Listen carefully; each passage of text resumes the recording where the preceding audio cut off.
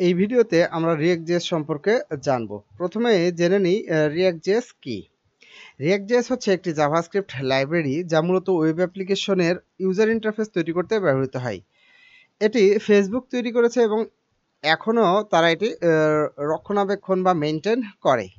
এখন প্রশ্ন হচ্ছে React.js কেন ব্যবহার করব? দেখুন React.js টা হচ্ছে কম্পোনেন্ট বেসড আর্কিটেকচার ফলো করে। অর্থাৎ React.js এ ছোট অংশ তৈরি করে পুরো UI গঠন করা যায়। এটি কোডকে পুনরায় ব্যবহারযোগ্য বা রিউজেবল করে তোলে। এটি মূলত ফাস্ট এবং এফিসিয়েন্ট, অর্থাৎ React ভার্চুয়াল DOM ব্যবহার করে UI আপডেটকে ফাস্টার করে ফেলে এবং এটি ওয়ান ওয়ে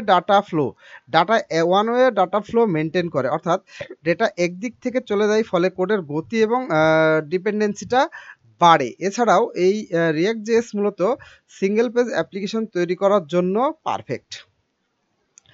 এই React.js এর ভেতরে মূলত React.js মূলত JSX বা জাভাস্ক্রিপ্ট XML ব্যবহার করে, যা HTML এর মতো দেখতে হলেও এটি জাভাস্ক্রিপ্টের মতোই চলে। এখন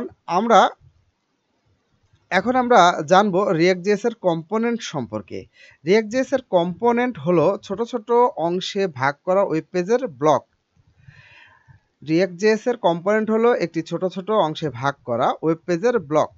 প্রতিটি কম্পোনেন্ট একটি স্বাধীন UI অংশ তৈরি করে, যেমন বাটন, ফর্ম, টাইটেল, এটসেট্রা। এটি মূলত কোডকে পুনরায় ব্যবহারযোগ্য করে তোলে বা রিউজেবল করে তোলে। কম্পোনেন্ট মূলত দুই প্রকার, যথা ফাংশনাল কম্পোনেন্ট এবং ক্লাস কম্পোনেন্ট। আমাদের এখানে একটি ওয়েবসাইট দেখতে পাচ্ছেন। এই ওয়েবসাইটটা মূলত React.js দিয়ে তৈরি করা এবং হোম পেজে অনেকগুলা কম্পোনেন্ট দিয়ে একটি পেজ তৈরি করা আছে।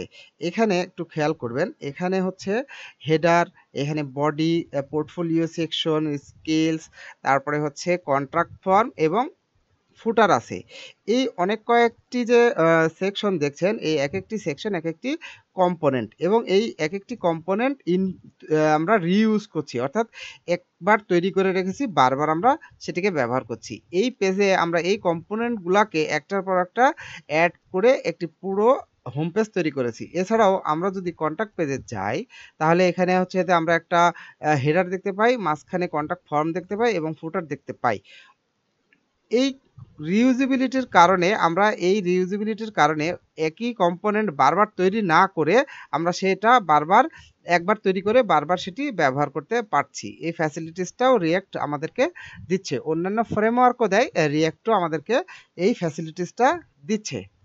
তো এখন এই React দিয়ে ওয়েবসাইট ডেভেলপমেন্ট বা ওয়েব পেজ ডেভেলপমেন্ট করতে গেলে আপনাকে কয়েকটি টুলের হেল্প নিতে হবে। যেমন আপনাকে লোকাল কম্পিউটারে আপনাকে Node.js এর এনভায়রনমেন্ট রেডি করতে হবে। এছাড়াও কোড লিখার জন্য আপনাকে ভিজুয়াল স্টুডিও কোড বা ওয়েবস্টর্ম ব্যবহার করতে হবে।